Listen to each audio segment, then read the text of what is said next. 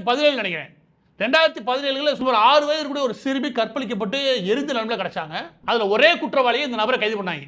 இன்னைக்கு உச்சநீதிமன்றம் விடுதலை பண்ணிடுச்சு. ஏன்னா அதுக்கு போதுமான ஆதாரங்கள் இல்லை. இதுதான் திராவிட நல்லாட்சி.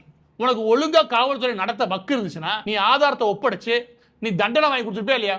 இங்க உயர்நீதிமன்றம் கொடுத்துச்சு 42 வருஷம் ஆயுள் தண்டனை, அதோட சேர்த்து தூக்கு தண்டனை சேர்த்து கொடுத்துச்சு இவனுக்கு.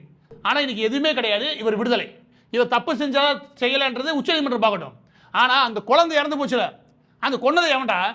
அதுக்கு காரணமான இவனா வேற ஒருத்தனா? அப்ப இவனா இருந்தா ஏன்டா நீங்க இந்த வழக்கு இந்த அளவுக்கு மெத்தனமா நடத்துறீங்க?